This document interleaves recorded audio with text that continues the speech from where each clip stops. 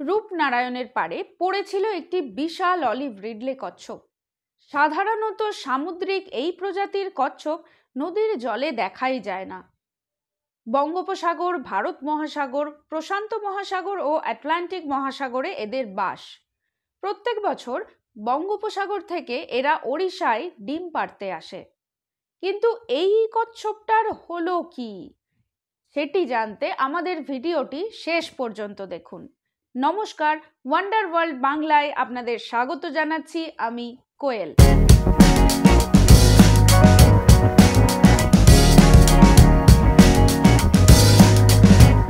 Olive রিডলেরা মূলত সমুদ্রে থাকলেও এরা ডিম পাড়ার জন্য হাজার হাজার কিলোমিটার মাইগ্রেট করে।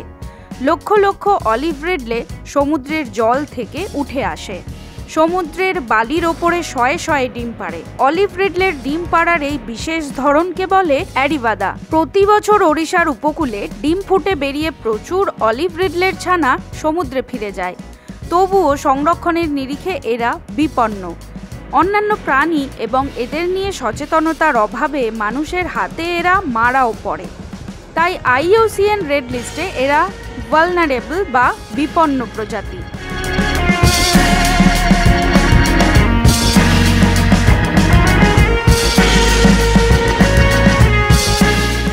বাগনানের মানকুর শীতলাতলায় রূপনারায়ণের পাড়ে প্রায় 38 থেকে 40 কেজি ওজনের বিরাট অলিভ রিডলে কচ্ছপটিকে প্রথম দেখতে পান স্থানীয় বাসিন্দা রাজু কোটাল ও বাদল পাত্র। তাঁরা কচ্ছপটিকে নদীর জলে নামিয়ে দিলেও কচ্ছপটি জলে যেতে পারেনি। তাঁরা অলিভ রিডলেটিকে ডাঙায় তুলে এনে বাগনান থানায় খবর দেন।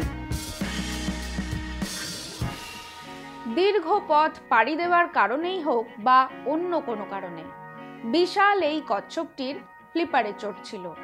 সে হয়ে পড়ছিল ভীষণ ক্লান্ত। তারপর কি হলো? বাগনান থানার পুলিশ যোগাযোগ করে হাওড়া জেলা যৌথ পরিবেশ মঞ্চের সদস্য চিত্রক প্রামাণিকের সঙ্গে।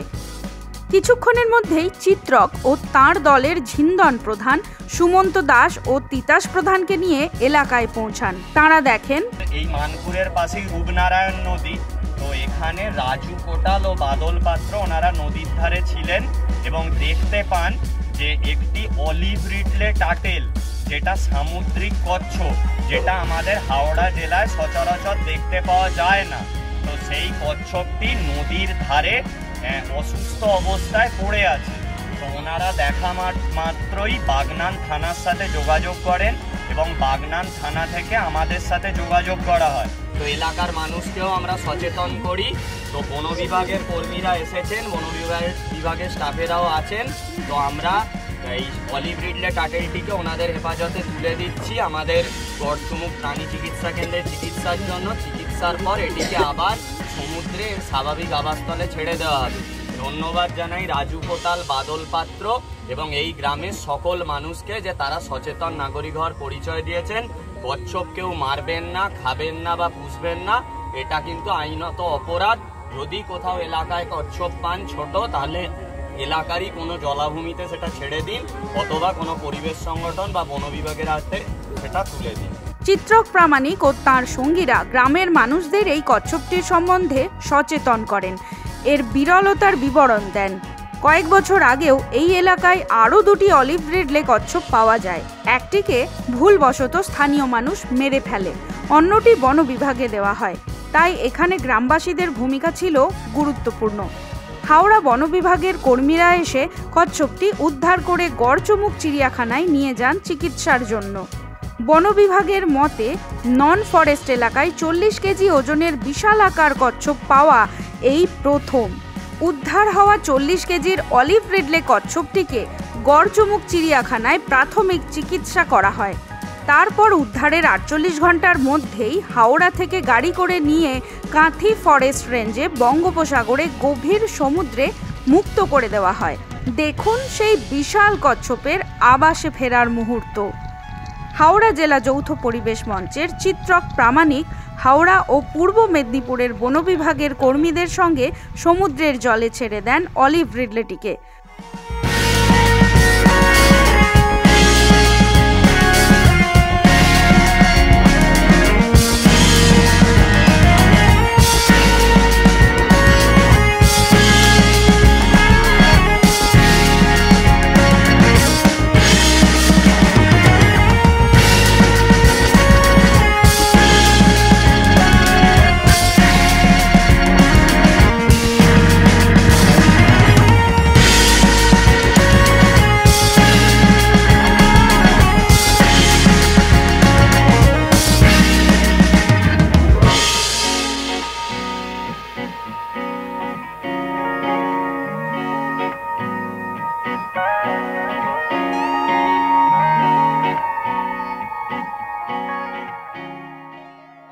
বন বিভাগের মতে এত বড় অলিভ রিডলে কচ্ছপ এর আগে পাওয়া যায়নি।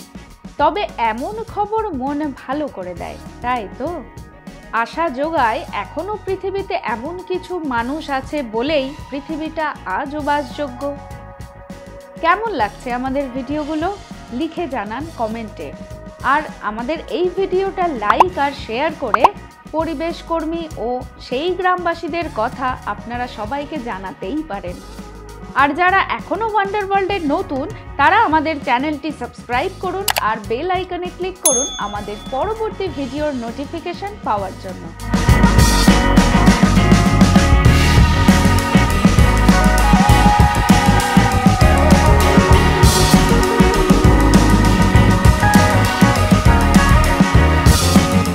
আপনারাই পারেন ওদের ভাইরাল করতে।